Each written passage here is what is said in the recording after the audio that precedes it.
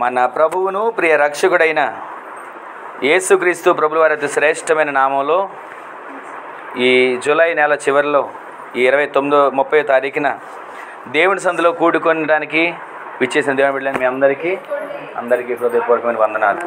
దేవుడు ఇంతవరకు ఈ 2024 సంవత్సరం ప్రారంభం నుంచి ఈ జూలై 30 తారీఖు వరకు 212 రోజుల పాటు ఆయన కృప కలిగిన రెక్కల నీడలో మనల్ని మన కుటుంబాలను భద్రపరిచినందుకు కొన్ని క్షణాలు దేవుని సన్నిధిలో స్తోత్రం చెప్దాం. హల్లెలూయా. అందరి చేతులెత్తి చెప్దాం హల్లెలూయా, హల్లెలూయా. ఒక వాక్యాన్ని చదువుకుందాం. కొద్ది నిమిషాల్లోనే మనం ఈ ప్రార్థనను ముగించుకోబోతున్నాం. ఒక వాక్యాన్ని చదువుకొని చూడండి. యెషయా గ్రంథం 54వ అధ్యాయం 17వ వచనంలో రాయబడిన మాటని ఒకసారి చూడండి. అందరూ చూడండి. అందరూ చూడండి. యెషయా గ్రంథం పేజీ నెంబర్ 615. అందరు తీసి చూడండి.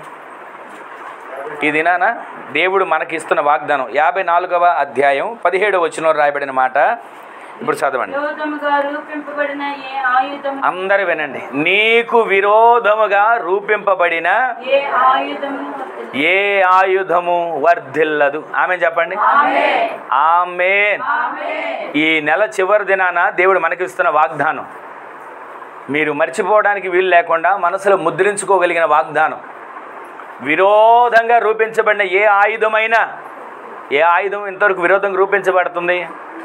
నష్టం అనే ఆయుధం, కష్టాలు అనే ఆయుధం, నెమ్మది లేకుండా చేయడం ఒక ఆయుధం, అనారోగ్యం కలుగు చేసే ఆయుధం, ఇంట్లో అప్పటి వరకు సమాధానంగా ఉంటామా మాట కలవకుండా చేసే ఆయుధం.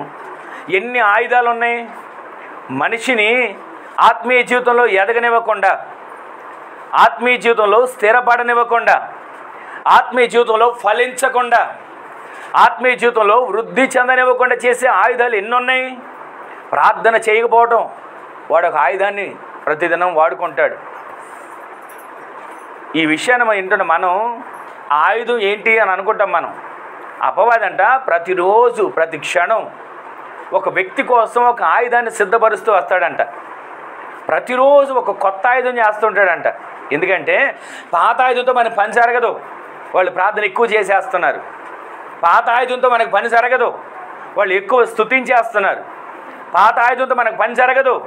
వాళ్ళు ఎక్కువగా దేవుని సందులో పోరాడుతున్నారు అని ప్రతిరోజు ఒక కొత్త పనిముట్టును వాడు తయారు చేసుకుంటున్నాడు.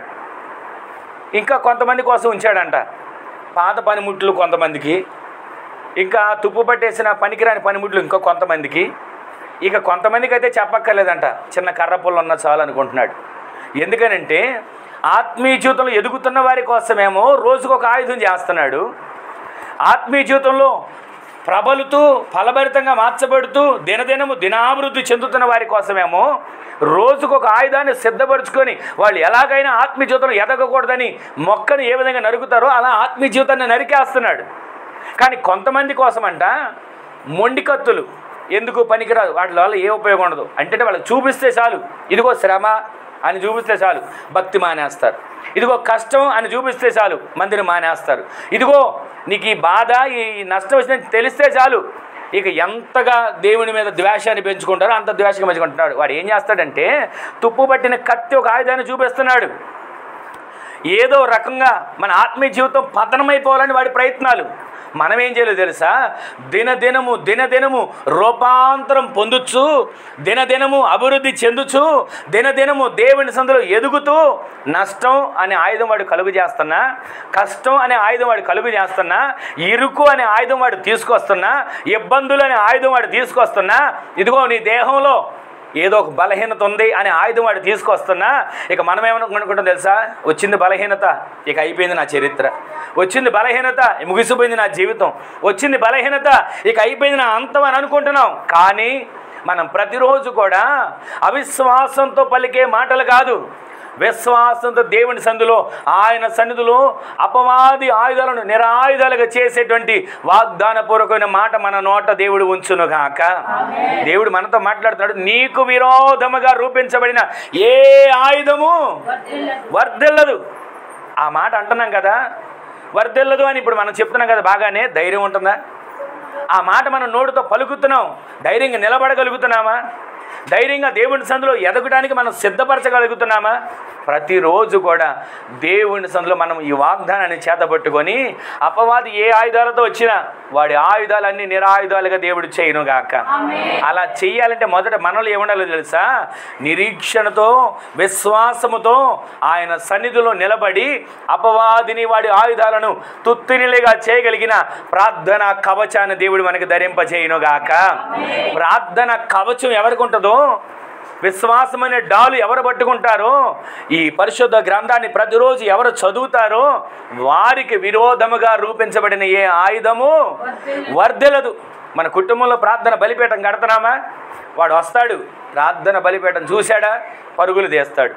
అదే ప్రార్థన బలిపీఠం లేదా, కన్నీరు గార్చే అనుభవం లేదా, మర్రబెట్టి రోధించే అనుభవం లేదా, ఇక వాడు అనుకుంటాడు నా ఆటలు ఇక్కడ సాగుతాయి, నా ఇష్టం వచ్చినట్టు ఇక్కడ నేను చెలరేగొచ్చాను అనుకుంటాడు. అనుకొని వాడు వచ్చి ఏ రకంగానైనా కుటుంబాన్ని చిన్నాభిన్నాలు చేయటం, ఆత్మీయతలో పోగొట్టడం, ఏదో రకంగా భక్తిని దూరం చేయటం, ఏదో రకంగా ఆత్మీయతలో సన్నగిల్లిపోయి మరలా లోకంలో కలిసిపోయి, పాపంలో కలిసిపోయి, ఆశల్లో కలిసిపోయి, ఇక లోకంలో ఉన్న మునుపటి ప్రవర్తన కంటే మరలా మన ప్రవర్తన దినదినము కూడా తగ్గిపోయే స్థితిలోకి వెళ్ళేటట్లుగా వాడు చేస్తున్నాడు. కానీ దేవుడు ఏమంటాడో తెలుసా? ఈ వాగ్దానాన్ని మీరు మర్చిపోకండి. ప్రతిరోజు కూడా మీకు ఏ సమస్య వచ్చినా ఈ వాగ్దానాన్ని ఎత్తిపట్టండి. ఏ సమస్య వచ్చినా ఈ వాగ్దానాన్ని తెరవండి. యెషయా గ్రంథం 54వ అధ్యాయం ఈ 17వ వచనం మీద మీరు చెయ్యబెట్టి ప్రార్థన చేసుకోండి. అయ్యా, నీకు విరోధంగా రూపించబడిన ఆయుధం వర్ధిల్లదన్నావు కదా, ఇదిగో నాకు విరోధంగా ఈ సమస్య నా ఎదురుగా ఉందయ్యా, నాకు విరోధంగా ఈ అనారోగ్యం నా ఎదురుగా ఉందయ్యా, నాకు విరోధంగా ఈ అప్పులు ఎదురుగా ఉన్నాయ్యా, నాకు విరోధంగా ఇదిగో నువ్వు కూడా భక్తి చేసేవాడివేనా, నువ్వు కూడా భక్తి చేసేదానివేనా అనే మాటలు నాకు ఎదురుగా ఉన్నాయ్యా. ఈ విరోధమైనటువంటి ఈ ఆయుధాలన్నీ కూడా నిరాయుధాలుగా మార్చబడేటట్లుగా నీవు నా పట్ల కార్యాన్ని చేయవా? నీ వాగ్దానాన్ని విశ్వసిస్తున్నానయ్యా, నీ వాగ్దానాన్ని ఎత్తిపెట్టి ప్రార్థన చేస్తున్నానయ్యా. నీకు విరోధముగా రూపించబడిన ఏ ఆయుధము వర్ధిల్లదన్నావు కదా, ఈ వాగ్దానం నా పట్ల నెరవేర్చబడాలి అని మనం ప్రార్థన చేయగలిగితే నెరవేర్చే కార్యాలు దేవుడు మన జీవితంలో చేయునుగాక. ఈ మాట ఇంతవరకు మనం విన్నాం కదా. ఇంతకీ విరోధంగా రూపింపబడిన ఆయుధం వర్ధిల్లకుండా ఉండాలంటే ఏం చేయాలో మూడు విషయాలు క్లుప్తంగా మీకు చెప్పి నేను ముగిస్తాను. మొదటి మాట చూడండి, రాజుల రెండవ గ్రంథం 6వ అధ్యాయం 8వ వచనం నుంచి 17వ వచనం వరకు ఉన్న మాటలు. రాజుల 2వ గ్రంథం 6వ అధ్యాయం, ఒకసారి అందరూ తీయండి ఆ మాటలు. రాజుల 2వ గ్రంథం 6వ అధ్యాయం 8వ వచనం నుంచి 17వ వచనం వరకు ఉన్న మాటలు ఉన్నాయి. అన్ని చదవక్కర్లేదు. ఆ పై మాటలు ఒకటి చదువుతున్నారు, అందరు చూడండి. సిరియా రాజు ఇశ్రాయేలీయులతో యుద్ధం చేయమని కోరి తన స్నేహితుల సేవకులతో ఆలోచన చేసి ఫలానా స్థలము మనకు దండపేట దయచేయమని చెప్పింది. ఇక్కడ వినండి ఈ మాట. అయితే ఆ దైవజనుడు ఇశ్రాయేలు రాజునికి వర్తమానమును పంపి ఫలాని స్థలమునకు నీవు ఇక్కడ వినండి ఈ మాట, మీకు అందరికి నేను జ్ఞాపకం చేస్తాను, వినండి. ఇక్కడ చదవబడినటువంటి మాటల్లో మీరు గమనిస్తే ఒక రాజు, ఎవరు ఆ రాజు అంటే సిరియా రాజు.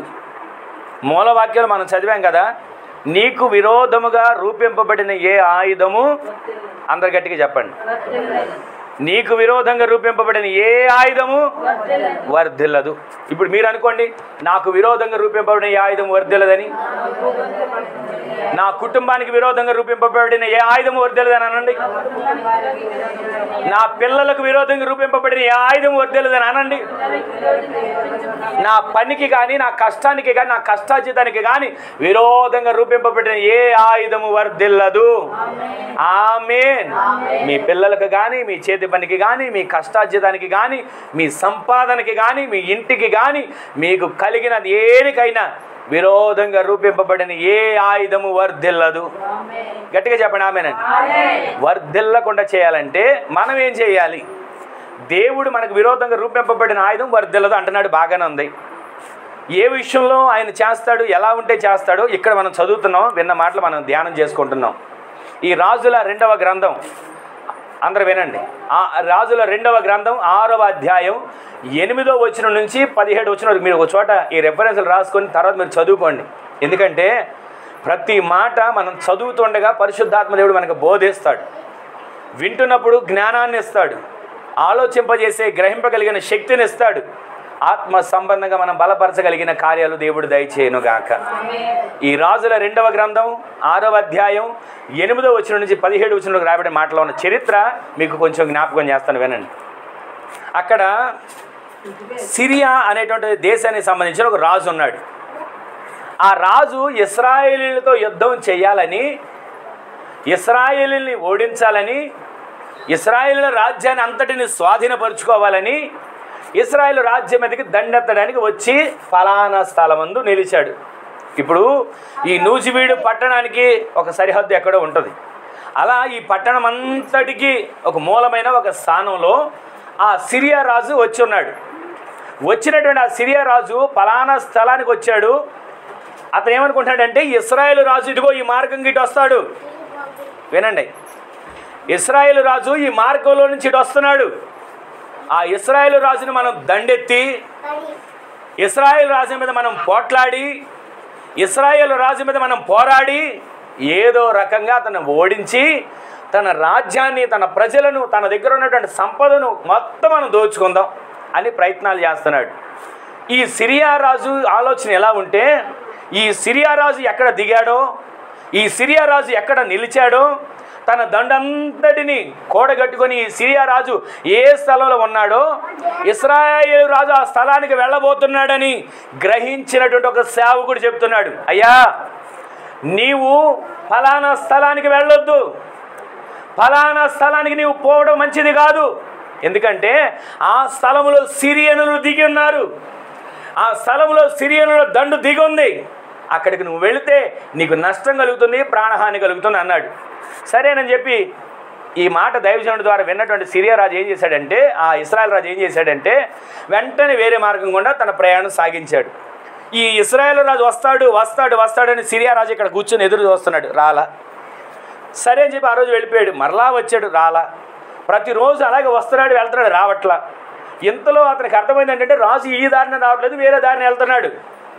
రాజు నేను ఉన్నటువంటి దారిలో రాకుండా వేరే దారిన వెళ్తున్నాడు అని ఆలోచించి ఆ రాజుకు, సిరియా రాజుకు ఒక ఆలోచన వచ్చింది.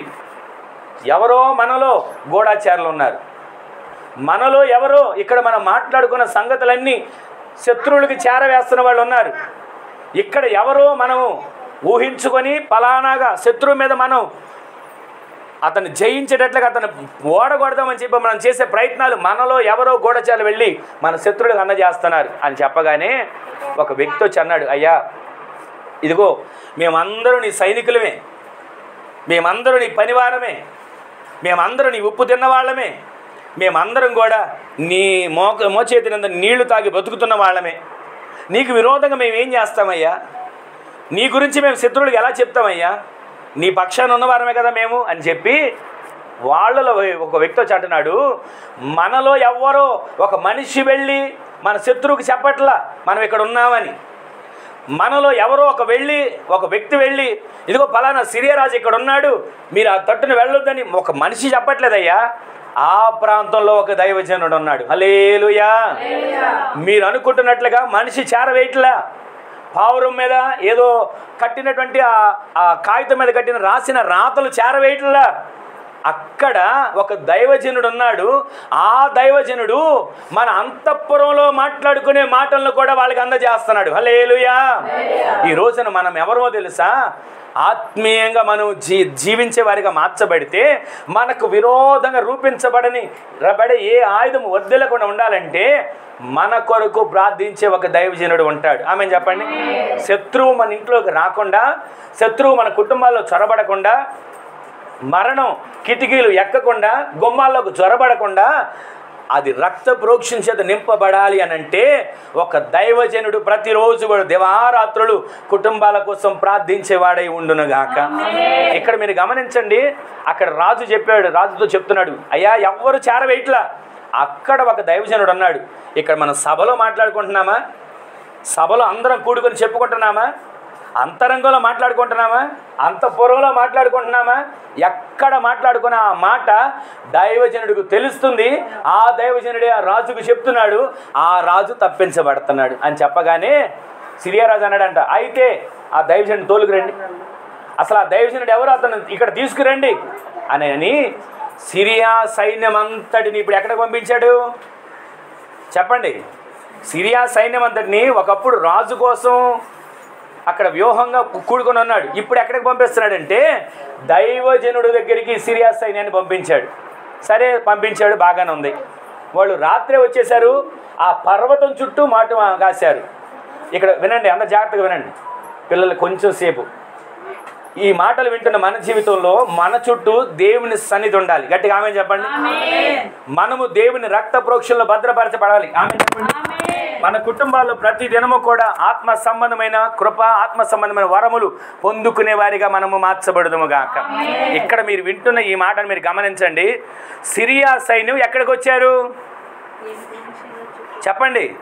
దైవజనుడున్న పర్వతం చుట్టూ సిరియా సైన్యం వచ్చింది. అయితే ఇప్పుడు ఏమైందో తెలుసా? తెల్లవారుతుంది. తెల్లవారుతూ ఉండగా దైవజనుడు లేచాడా, తన దగ్గర ఉన్న పనివాడు ముందు లేచాడా అని కనబడితే ఆ లేఖనాలు మీరు చూడండి. పనివాడు పెందల కడ లేచి బయటకు వచ్చాడు. వచ్చి రావడంతో ఏం చూశాడు? ఆ వచ్చిన చెప్పండి, అందరు చూస్తారు. 15 వచ్చిన అందరూ చూడండి. దైవజనుడు అతని పనివాడు పెందల కాడ లేచి, ఇద్దరు పెందల కడ లేచారు, కానీ బయటకు వచ్చినప్పుడు పనివాడు మాత్రం బయటకు వచ్చి చూస్తూ మొదలు పెట్టాడు. గుర్రములను రథములు గల సైన్యమును అక్కడ మనకు కనబడుతుంది ఏంటంటే గుర్రాలు కనబడుతున్నాయి, రథాలు కనబడుతున్నాయి, సైన్యము కనబడుతుంది. ఆ ప్రాంతం అంతా కూడా శత్రువులతో నిండిపోయి ఉంది. ఇప్పుడు మీరు ఆలోచించండి, మన చుట్టూతా శత్రువులు ఉంటే మనం సంతోషంగా బయటికి వెళ్ళగలుగుతామా? చుట్టూతా సమస్యలు ఉన్నాయి, నోటి నిండా నవ్వు కలిగి ఉండగలుగుతామా? ఒంటి నిండా ఒకవేళ బలహీనత ఉంది, ఇంట్లో వండిన ఆహారం అంతా తినగలుగుతామా? చెప్పండి గట్టిగా. ఒక పూట జ్వరం వస్తేనే డాక్టర్లు ఏమంటారు? రొట్టి పాలు తాగండి లేదా ఇడ్లీ తినండి అంటుంటున్నారు. మరి అంతగా జ్వరం వస్తేనే మనం ఏమి తినలేని పరిస్థితిలో ఉన్నామే. చుట్టూతో శత్రువు ఉన్నాడు. శత్రువుని చూశాడు పనివాడు. చూసి అనుకుంటున్నాడు, అయ్యా దైవజనుడా అయిపోయింది మన పరిస్థితి, దైవజనుడా ఇక అయిపోయింది మన జీవితం. సిరియా సైన్యం దండంతా కూడా మన చుట్టూ ఉన్నారయ్యా, ఇక మనం బయటికి వెళ్ళలేము, మన పరిస్థితి ఇక ఏ మాత్రం మంచి రోజులు చూస్తామనే ఆలోచన లేదు. ఇక మీరు అయిపోయారు, నేను అయిపోయినా, మన పరిస్థితి అయిపోయింది, మన జీవితం ఇక్కడే ముగిసిపోయిందని అనుకుంటుండగా అప్పుడు దైవజనుడు ప్రార్థన చేస్తూ అంటున్నాడు, తన పనివాని కండ్లను ముట్టి ఇతని కండ్లు తెరవ చేయమని. ఆమె చెప్పండి అందరూ కూడా. హల్లెలూయా. ఈ రోజున మనం ఏం చేయాలి సార్? మొట్టమొదటి మనం వింటున్న మాట ఏంటి తెలుసా? దేవుని బలాన్ని మనం గుర్తించాలి. ఆమె చేయండి, చెప్పండి గట్టిగా ఆమె చెప్పండి. మనం దేవుని బలాన్ని గుర్తించాలి. మనం అనుకుంటే ఎంతసేపు చుట్టూ ఉన్న పరిస్థితులను చూసి, అమ్మో ఈ పరిస్థితుల నుంచి నేను దాటలేను, ఈ అప్పుల నుంచి నేను లెగలేను, ఇదిగో ఈ అనారోగ్యం నా వల్ల కాదు దాటడం మనం అనుకుంటున్నాం. కానీ పనివాడు కళ్ళు తెరవ చేసిన తర్వాత ఏం చూస్తున్నాడు తెలుసా? అగ్ని, పర్వతం చుట్టూ అగ్ని చూస్తున్నాడు, అగ్ని రథాలు చూస్తున్నాడు, అగ్ని గుర్రాలు చూస్తున్నాడు, దేవదూతల సైన్యాన్ని చూస్తున్నాడు. అంతకుముందు వరకు కళ్ళు తెరవనంత వరకు ఏం చూశాడు? శత్రు సైన్యాన్ని చూశాడు, శత్రువుల రథాలు చూశాడు, శత్రువుల గుర్రాలు చూశాడు. ఇక అంతే అనుకున్నాడు. కానీ ఆ శత్రువుల చుట్టూ ఉన్నటువంటి దేవుని సన్నిధిని మనము చూసే కళ్ళు దేవుడు తెరుచునుగాక. అందుకే మూలవాక్యం మనం వింటున్నాం, నీకు విరోధముగా రూపింపబడిన ఏ ఆయుధము వర్ధిల్లకుండా ఉండాలంటే మొదట మనం దేవుని బలాన్ని ఆశ్రయించే వారిగా ఉందుముగాక, దేవుని బలాన్ని మనము గుర్తించగలిగిన వారిగా ఉందుముగాక. మొదట మనం ఏం చేయాలి తెలుసా? ఆయన ఎవరో మనం అర్థం చేసుకోవాలి. ఆయన నా అప్పులు తీర్చేవాడండి, నా సమస్యలు తీర్చేవాడండి, లేదా ఇదిగో మందిరానికి వెళ్ళిన తర్వాత పెళ్లి చేసుకున్నాడండి, మందిరానికి వెళ్ళిన తర్వాత కొంచెం ఇల్లు కట్టుకున్నాడండి, మందిరానికి వెళ్ళిన తర్వాత ప్రార్థనలోకి వెళ్ళిన తర్వాత ఇది జరిగిందండి అని అనడమే కాదు, మన ఆత్మీయ జీవితంలో అగ్ని రథాలను, అగ్ని గుర్రాలను చూడగలిగిన కళ్ళు దేవుడు మనకు తెరుచునుగాక. మనం అనుకుంటున్నాం దేవుళ్ళకి వెళ్తే ఏదో లాభం వచ్చింది, దేవుళ్ళకి వస్తే ఏదో సంపద వచ్చింది, దేవుళ్ళకి వెళ్తే అన్నీ బాగున్నాయి అనుకుంటున్నాం. అన్నీ బాగున్నప్పుడు దేవుడు కాదు, మనకు ఉన్నటువంటి భయంకరమైన పరిస్థితుల్లో కూడా ఆయన మీద మనం ఆధారపడేటట్లుగా మన విశ్వాస జీవితం నిలబడునుగాక. అన్నీ బాగున్నప్పుడు దేవుడు ఉన్నాడని చెప్పడం పెద్ద గొప్ప విశేషమేం కాదండి. అన్నీ మనకు అనుకూలంగా ఉన్నాయి, పట్టిందల్లా బంగారం అవుతుంది, చేసిన పనల్లా మనకి మేలు కలుగుతుంది. అప్పుడు దేవుడు అని చెప్పుకోవడం గొప్ప విశేషం కాదు. మనకు అననుకూలమైన పరిస్థితుల్లో కూడా మన దేవుడు సజీవుడని మన నోటితో ఒప్పుకొని మన చుట్టూ ఉన్నటువంటి అగ్ని రథాలను, అగ్ని గుర్రాలను, దేవుని దూతల సైన్యాన్ని చూడగలిగే కృప దేవుడు మనకి దయచేయునుగాక. ఆయన ఎవరో మనం గుర్తించాలి, ఆయన ఎవరో మనం అర్థం చేసుకోవాలి. ఎప్పుడు యేసుక్రీస్తు ప్రభుల వారితో తిరుగుతున్న వారే శిష్యులు, ఎప్పుడు ఆయనతో పాటు ఉన్నవాళ్లే.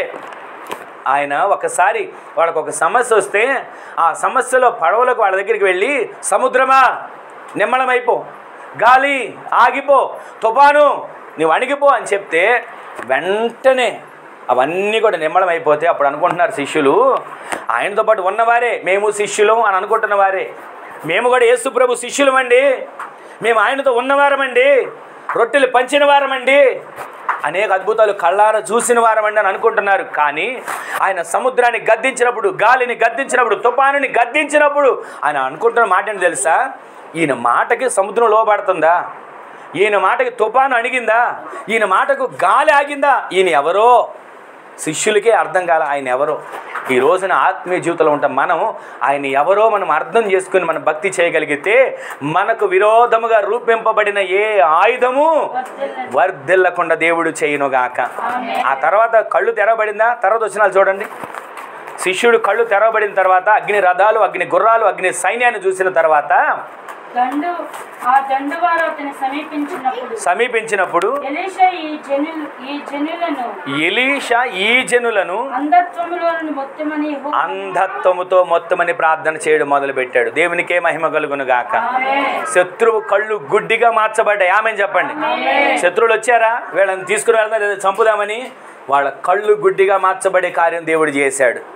ఈ రోజున మనకి ఏ విరోధంగా ఏ శత్రువు వస్తున్నాడు, మనకు విరోధంగా ఏ శత్రువు ఏ ప్రయత్నాలు చేస్తున్నాడు, వాడి కళ్ళను దేవుడు గుడ్డిగా మారుస్తున్నాడు, వాడి ఆలోచనలు దేవుడు గుడ్డిగా మారుస్తున్నాడు, వాడి తంత్రాలను దేవుడు గుడ్డిగా మారుస్తున్నాడు. మీకు విరోధంగా రూపించబడిన ఏ ఆయుధము వర్ధిల్లకుండా దేవుడు చేయునుగాక. మొదటిది ఆయన ఎవరో మనం గుర్తించాలి. రెండో మాట చూడండి, దినవృత్తాంతాల 2వ గ్రంథం, దినవృత్తాంతాల 2వ గ్రంథం 18వ అధ్యాయంలో రండి. 18వ అధ్యాయం 30వ వచనం.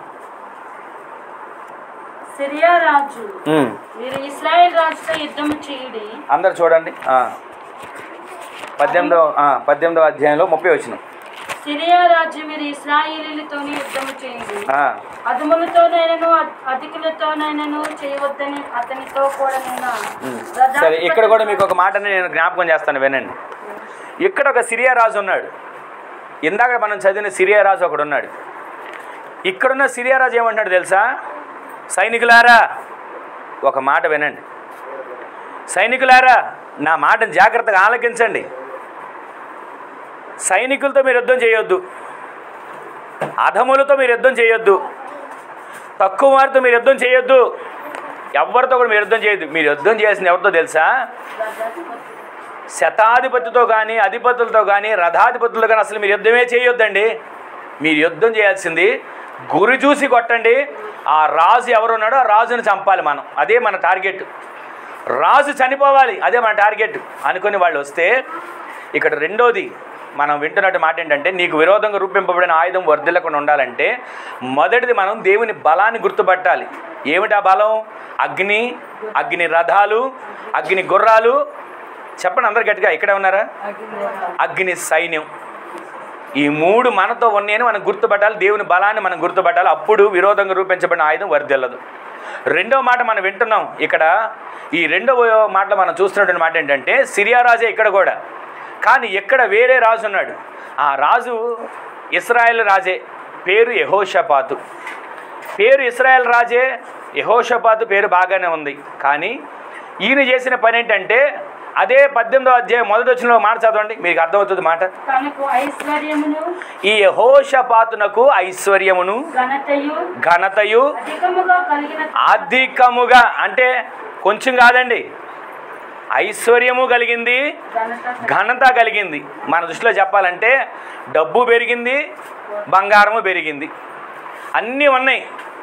ఇక్కడ మనకు అందరికీ కూడా ఒక గుర్తింపు ఉంది అని అనుకోండి. ఇక్కడ మనమంటే ఒక స్థాయి ఉంది అని అనుకోండి. కానీ ఈ ఇశ్రాయేలు రాజు యెహోషాపాతుకి ఏమొచ్చిందంటే ఐశ్వర్యమును ఘనతను అధికముగా కలిగిన తర్వాత ఏమయ్యాడంట? అహాబు అనేటువంటి దేవుని ప్రజలు కాని వ్యక్తితో వియ్యమందడం మొదలుపెట్టాడు. ఒకప్పుడు దేవుని ఆశ్రయించిన వాడే, ఒకప్పుడు దేవుని పాదాలు పట్టుకున్నవాడే ఈ యెహోషాపాతు ప్రార్థన చేస్తే దేవుడు ఆ ప్రార్థనకి ఎంత జవాబు ఇచ్చాడో చరిత్రలో రాయబడింది. అంతటి వ్యక్తి ఐశ్వర్యం వచ్చిన తర్వాత, ఘనత వచ్చిన తర్వాత మనం కూడా చూస్తుంటాం కదా, ఒకప్పుడు ఒకరికి సహాయం చేసి ఉంటారు. ఆ సహాయం చేసిన వాళ్ళు సహాయాన్ని పొందుకొని, ఆ సహాయాన్ని అనుభవించి మేలు పొందుకొని, ఆ సహాయం ద్వారా ఉన్నతమైన స్థితికి వచ్చారనుకోండి. ఉన్నతమైన స్థితికి వచ్చిన తర్వాత వాళ్ళు ఏమనుకుంటారు తెలుసా? సహాయం చేసిన చేతిని మర్చిపోతారు, సహాయం చేసిన వారిని కూడా మర్చిపోతారు. వాళ్ళు ఏం చేశారండి మాకు సహాయం, వాళ్ళు ఎప్పుడు మాకు సహాయం చేశారండి అని అనుకుంటారు. అందరు ఈ మాటలు వినండి. దేవుని సన్నిధిలో ఒక మనిషి సహాయం చేస్తేనే మర్చిపోతేనే ప్రజలు ఆ మనిషి ఎంత బాధపడతాడు. మరి అలాంటిది దేవుడే మనకి సహాయం చేశాడు. దేవుని సహాయాన్ని మర్చిపోతే, దేవుని సహాయాన్ని మనం గుర్తుంచుకోలేకపోతే దేవుడా నాకేం చేశాడండి, దేవుడు నాకేమి ఇచ్చాడండి, దేవుడు నన్ను ఎప్పుడు జ్ఞాపకం చేసుకున్నాడండి అనుకుంటుంటాం కొన్నిసార్లు. ఇక్కడ మీరు గమనించండి, నీకు విరోధంగా రూపింపబడిన ఏ ఆయుధము వర్ధిల్లదు. వర్ధిల్లకుండా ఉండాలంటే మొదటిది మనము దేవుని బలాన్ని మనం గుర్తుపట్టాలి. ఆయన బలమేంటో, ఆయన అగ్ని రథాలేంటో, ఆయన అగ్ని గుర్రాలేంటో, ఆయన అగ్ని సైన్యం ఏంటో మనం గుర్తుపెడితే మనకు విరోధంగా రూపింపబడిన ఏ ఆయుధము వర్ధిల్లదు, శత్రువుల కళ్ళు గుడ్డిగా మార్చబడతాయి. ఇక్కడ రెండో మాట మనం చూస్తున్నాం. రెండో మాటలో ఏంటంటే, ఇక్కడ సిరియా రాజు యెహోషాపాతు యుద్ధానికి వెళ్తున్న సమయంలో యెహోషాపాతు ఆ యుద్ధంలో ఉన్నటువంటి ఆ పరిస్థితుల్లో సిరియనుల దండులో ఉన్న వారందరికీ చెప్తున్నాడు, రే మీరందరూ కూడా ఒక మాట వినండి, ఈ కింద గుర్రం పట్టుకొని వచ్చే వాళ్ళతో కానీ, రథాలు నడిపించుకుంటూ వచ్చే వాళ్ళతో కానీ, యుద్ధానికి ముందున్న వాళ్ళతో ఎవరితో మీరు పోరాడొద్దు. మీ టార్గెట్ అంతా ఒకటే, రాజు నేల కొరిగిపోవాలి, ఒక్క దెబ్బ కొడితే రాజు ఇక అంతం అయిపోవాలి, ఇదే మీ టార్గెట్ అని చెప్పాడు. అయితే ఇక్కడ మనం చదివాం కదా, యెహోషాపాతు ఘనత వచ్చిన తర్వాత, ధనం పెరిగిన తర్వాత, అన్ని అభివృద్ధికి అధికముగా వచ్చిన తర్వాత దేవుడిని మర్చిపోయి అహాబుతో వియ్యమందుకున్నాడు. ఇప్పుడు వియ్యమందుకున్న రాజు దగ్గరికి వచ్చాడు. వచ్చి ఆ రాజు దగ్గరికి వచ్చి పరామర్శించి యుద్ధం గురించి అన్నిటి గురించి మాట్లాడుతున్నాడు. మాట్లాడుతూ ఉండగా ఆ యుద్ధములో ఈ వ్యక్తి అంటున్నాడు, మనం యుద్ధానికి వెళ్ళబోతున్నాం, అయితే నువ్వు కూడా నాతో యుద్ధానికి వస్తావా అన్నాడు. ఎవరిని? యెహోషాపాతుని.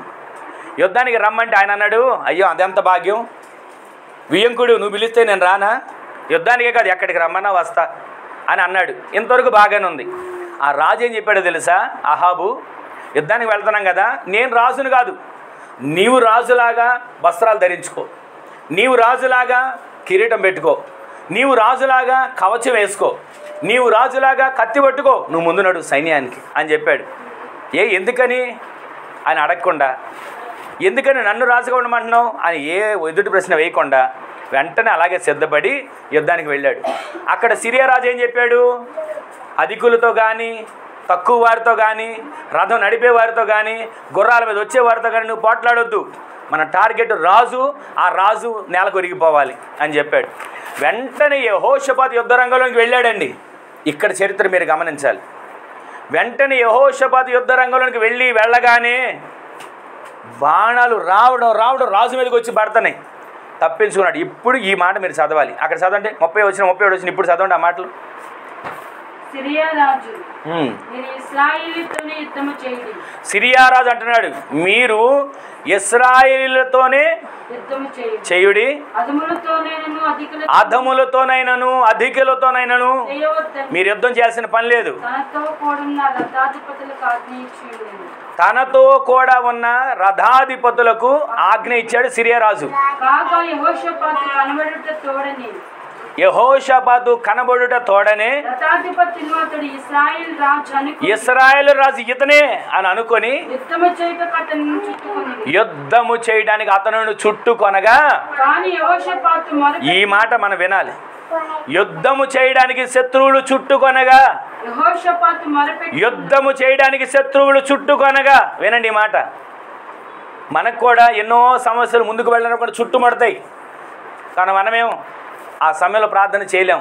ఏ దారిని వెళ్తే నాకు జయం కలుగుతుంది, ఏ దారిని వెళ్తే నాకు సమస్య పరిష్కరించబడుతుంది, ఏ దారిని వెళ్తే ఇదిగో ఈ పలానా ఇదంట ఎక్కడికి వెళ్ళాలి, పలానా ఇదంట ఎక్కడికి వెళ్ళాలి అని ఎదురు చూస్తుంటాం. కానీ సిరియా రాజు ఆ సైన్యం అంతా చుట్టుకున్నప్పుడు యెహోషాపాతు చేసిన పని మనం ధ్యానించబోతున్నాం. చదవండి. యెహోషాపాతు మొరపెట్టినందున యెహోషాపాతు మర్ర పెట్టాడు. హల్లెలూయా, హల్లెలూయా. మనం మొర్ర పెట్టగలుగుతున్నామా? సమస్యలు చుట్టుముట్టినప్పుడు మొర్ర పెట్టగలుగుతున్నామా? సమస్యలు మనల్ని తరుముతున్నప్పుడు మొర్ర పెట్టగలుగుతున్నామా? అనారోగ్యాలు బలహీనతలు మనల్ని వెంటాడుతున్నప్పుడు మొర్ర పెట్టలేము అప్పుడు. ఎందుకంటే ఆ సమయంలో ఏమండి, ప్రార్థనకి ఇంత జబ్బులు తగ్గుతాయా? ప్రార్థనకి బలహీనతలు తొలగించబడతాయా? ఇది అంటారు కదా, మంత్రాలకు చింతకాయలు రాలుతాయా, ఒడతూపులకు రాలుతాయా అని అంటారు కదా. అలాంటి ఆలోచనలు మనకు వచ్చి ఎక్కడికి వెళదాం, ఎటు వెళదాం? అందరూ చుట్టుముట్టారు, శత్రువులు అన్నీ చుట్టుముట్టాయి, ఏ దారి లేకుండా ఎటు వెళ్ళాలి, ఎటు వెళ్ళాలి, ఎటు వెళ్ళాలి అని మనం నిరాశలో ఉంటాం, కానీ ప్రార్థన చేయలేం. కానీ యెహోషాపాతు దేవునిని ఆశ్రయించాడు. హల్లెలూయా. ఈ రోజున మనం ఏం చేయాలి తెలుసా? విరోధంగా రూపింపబడిన ఆయుధం ఏదొచ్చినా, కుటుంబంలో ఏ ఆయుధం వచ్చినా మనము మొట్టమొదటిదిగా దేవుని బలాన్ని గుర్తుపట్టేవారిగా ఉండాలి. రెండవది దేవునిని మనం ఆశ్రయించేవారిగా ఉండాలి. హల్లెలూయా. రెండు మాటలు మనం ధ్యానిస్తూ వస్తున్నాం.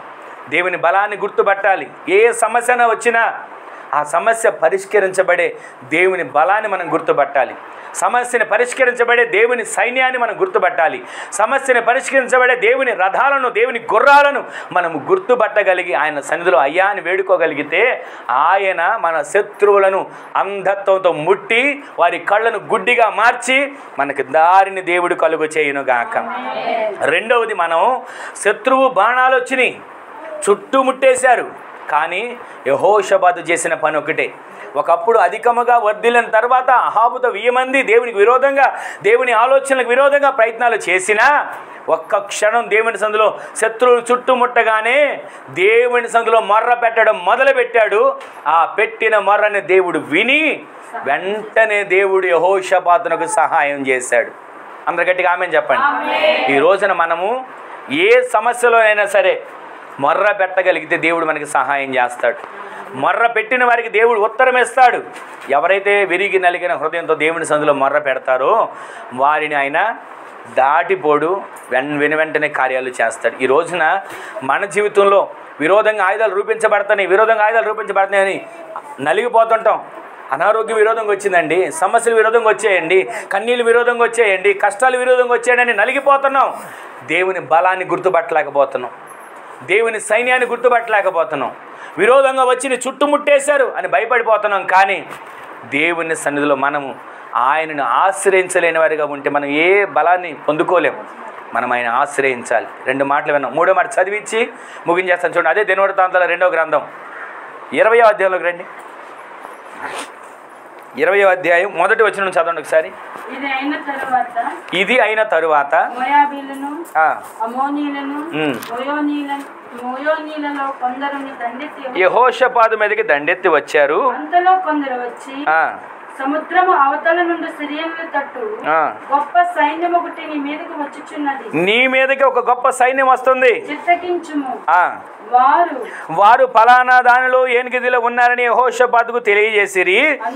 అందుకు యెహోషాపాతు భయపడి యెహోవా యొద్ద విచారించుటకు తన మనస్సును నిలుపుకున్నాడు. హల్లెలూయా.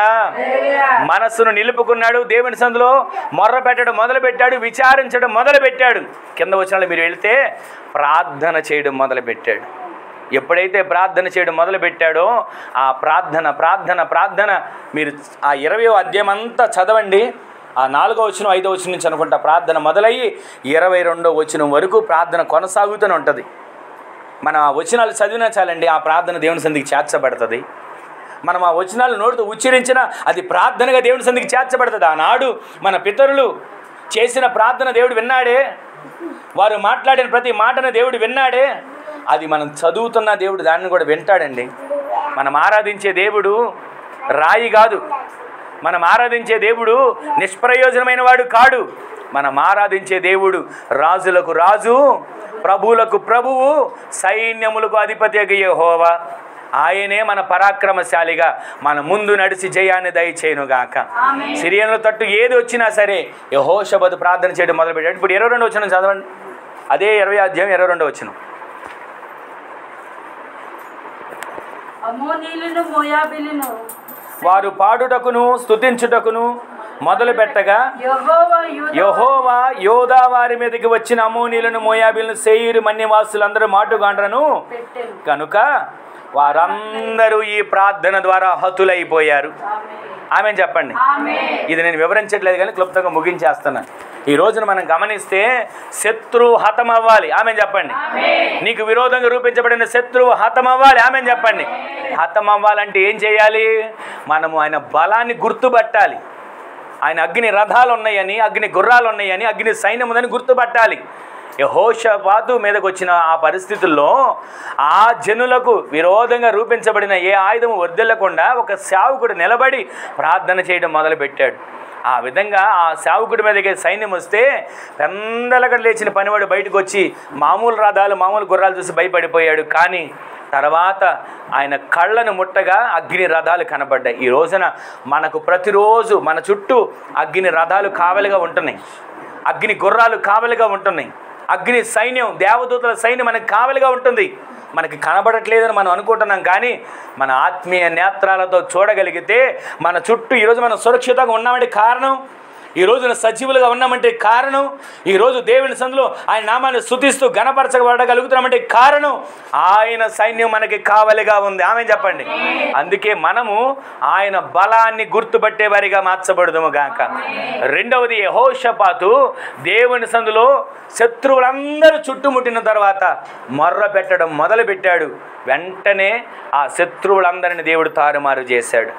మొర్ర పెట్టిన వెంటనే దేవుడు సహాయం చేశాడు. ఏ రాజు అయితే మారు వేషం మీద వెళ్ళమని చెప్పాడో ఎవరో అక్కడున్న వ్యక్తి గురి చూడకుండా బాణం విసిరాడు. వెంటనే వెళ్ళడం ఆ రాజు గుండెలో గుచ్చుకుంది. ఆ రోజంతా కూడా ఆ అహాబు ఆ బాణం గుచ్చుకొని ఆ రథంలో తన రక్తమంతా కారి చనిపోతే అతను ఆ రక్తాన్ని కుక్కలు నాకాయి అని లేఖనాల్లో రాయబడి ఉంది. ఈ రోజున శత్రువు ఏ విధంగా నీ మీద, నా మీద, మన మీద ప్రయత్నాలు చేసినా శత్రువు కూలిపోవును గాక, శత్రువు కోల్చబడును గాక, ఆ శత్రువు పన్నాగాలని విరగొట్టబడును గాక. ఈ రోజున దేవుని సందులో మొర్ర పెట్టగలిగితే, ఆయనను ఆశ్రయించగలిగితే శత్రువు కూలిపోయే కార్యాలు దేవుడు చేస్తున్నాడు. మూడోదిగా మనం విన్న మాట ఏంటి తెలుసా? శత్రువు వచ్చినప్పుడు మనం ఏం చేయాలంటే దేవుని సన్నిధిలో మనము ప్రార్థన చేసేవారిగా మార్చబడుదుము గాక. మనం చేసే ప్రార్థన ఆ 20వ అధ్యాయం అంతా మీరు ఖాళీగా ఉన్నప్పుడు చదవండి. యెహోషాపాతు చేసిన ప్రార్థన కనబడుతుంది. సైన్యములకు అధిపతికి దేవా అంటూ ఆయన సంధిలో మొర్ర పెట్టాడు.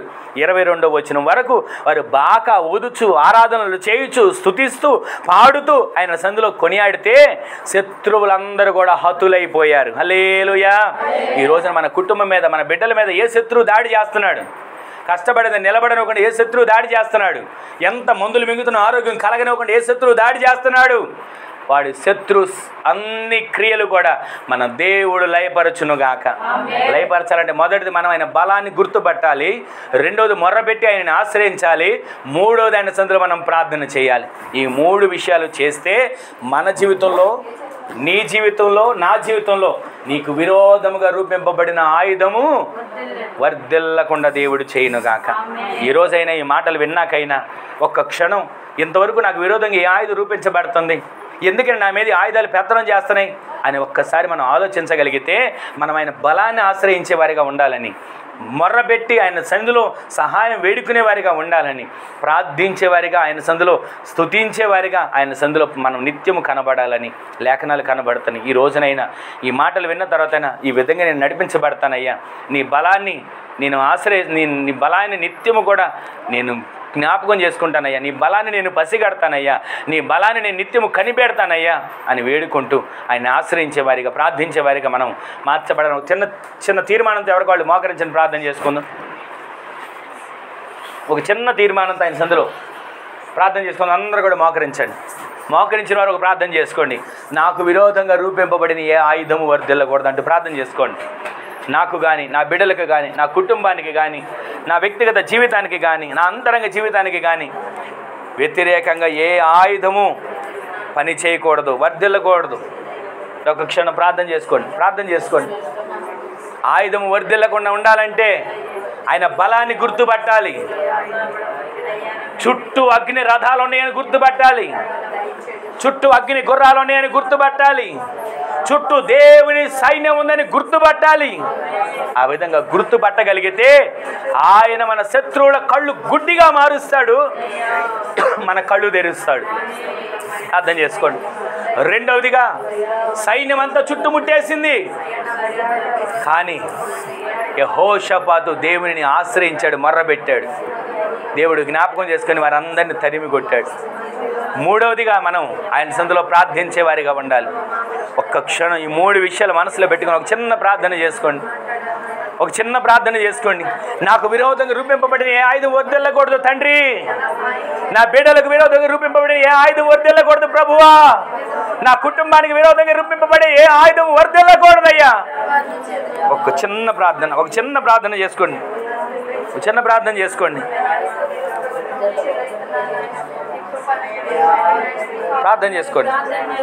తండ్రి, మాకు మా బిడ్డలకి మా కలిగిన సమస్తానికి విరోధంగా రూపించమని ఆయుధం వద్దకుండా నైనా మీ అగ్నికరించవేయండి.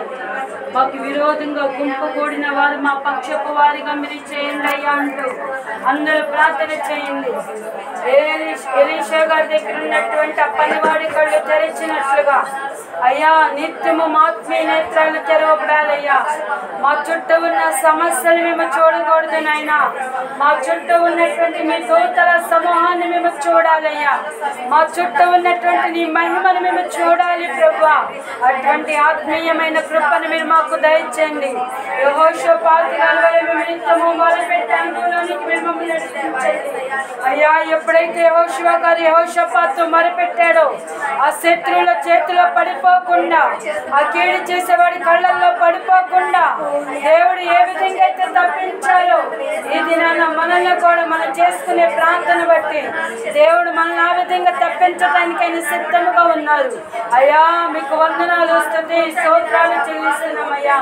ఈ దినాన ఈ కూడిక ఆశీర్వాదకరంగా దీవెనకరంగా మీరు జరిగించారయ్యా. మీకు అందుకు కృతజ్ఞతాస్తుతులు చెల్లిస్తున్నాం. మీరు వాగ్దానం చేశారు, మీకు విరోధంగా రూపించమని ఏ ఆయుధము వర్తిల్లదన్నారు ప్రభా. బిడ్డలకి ఇప్పటి వరకు ఏ విరోధమైన కార్యాలు లేచాయో, ఏ సమస్యలు లేచాయో ప్రభా, ఆ ప్రతి సమస్యలకు ఒక విడుదల మీరు దయచేయమని వేడుకొంచున్నామయ్యా. అయ్యా గొప్ప కార్యాలు మీరు జరిగించండి ప్రభా. అయ్యా తండ్రి, ఏ విధంగా అయితే ఆ పనివాడి కళ్ళు మీరు తెరిచారు, చుట్టూ చూసినప్పుడు నాయన మీరు మరిపోయ్యా తండ్రి. అయ్యా దైవ సేవకులు ప్రార్థన చేసినప్పుడు వారి కళ్ళు తెరిచినట్టు ఆత్మీయ మనోనేత్రాలు ప్రతి వారికి తెరవబడాలి ప్రభా. అయ్యా సమస్యలను చూడకూడదు నాయన, సమస్యలు వెళ్ళగొట్టి నీ వైపు చూడగలగాలి ప్రభా. అటువంటి ఆత్మీయ నేత్రాలు బిడ్డలకి దయచేయండి. యెహోషాపాతు గారి వలె ప్రార్థించగలగాలయ్యా. అయ్యా ప్రార్థించినప్పుడు ప్రతి సైన్యము నైనా కీడు చేసేవాడి కళ్ళల్లో, హాని చేసేవాడి కళ్ళల్లో పడకుండా తండ్రి మీ బిడ్డలు మీరు తప్పిస్తున్న విధానాన్ని బట్టి వందనాలు చెల్లిస్తున్నాం. అదేవిధంగా నిత్యము నైనా మిమ్మల్ని స్తుతించి నిన్ను ఆరాధన చేసే బిడ్డలకు బలపరించండి. నీ బలాన్ని గురించి, నీ శౌర్యాన్ని గురించి నైనా నీ వైపు చూస్తూ నిన్ను కనపరిచే బిడ్డలుగా నైనా మీ బిడ్డలు మీరు బలపరచమని స్తుతి చెల్లిస్తూ ఈ దినాన్ని ఎంత మంది బిడ్డలు ప్రార్థన చేసుకుంటున్నారు అయ్యా. మాకు విరోధంగా రూపించమని ఆయుధం వద్దలకూడదని ఎంత మంది నైనా మనసారా కోరుకుంటున్నారు. వారి హృదయ ఆలోచనలు మీరు ఎరిగి వారి పెదవులు కూడా వచ్చిన ప్రార్థన మీరు వాళ్ళకు అంగీకరించినందుకై వందనాలు చెల్లిస్తూ యేసు నామమున అడుగుచున్నాం తండ్రి. ఆమేన్, ఆమేన్, ఆమేన్. మన తండ్రి అయిన దేవుని యొక్క ప్రేమ, కుమారుడైన ప్రభువైన యేసుక్రీస్తు వారి యొక్క కృప, మహాకనికరం, పరిశుద్ధాత్మ దేవుని యొక్క న్యూన సహవాసమైన సన్నిధి ఇప్పుడును ఎల్లప్పుడూ నిరంతరము మనకును మనవలే ప్రార్థించే సకల పరిశుద్ధులకును కృప సదాకాలం సమృద్ధిగా తోడై ఉండునుగాక. ఆమేన్. హల్లెలూయా, హల్లెలూయా, హల్లెలూయా. అందరికీ వందనాలు. ప్రభు మిమ్ములను మీ కుటుంబాలను దీవించునుగాక. ఆమేన్. మీకు విరోధముగా రూపింపబడిన ఏ ఆయుధము వర్ధిల్లదు. వర్ధిల్లకుండా ఉండాలంటే మొదటిది ఆయన బలాన్ని మనం గుర్తుపట్టాలి. రెండవది ఆయన సన్నిధిలో మొర్రపెట్టి ఆయన ఆశ్రయించాలి. మూడవదిగా ఆయన సన్నిధిలో మనం ప్రార్థించేవారిగా ఉండాలి. ఈ మూడు విషయాలు చేస్తే ఏ ఆయుధమైనా అది వర్ధిల్లకుండా దానిని దేవుడు విరగ్గొట్టునుగాక. ఏ రకమైన సమస్య అయినా దానిని దేవుడు తొలగించునుగాక. మొర్రపెట్టేవారిగా, ఆశ్రయించేవారిగా, ప్రార్థించేవారిగా, ఆయన బలాన్ని గుర్తుపట్టేవారిగా దేవుడు మనల్ని నిలబెట్టునుగాక. ఆమేన్. ఆమేన్. మరొకసారి అందరికీ వందనాలు.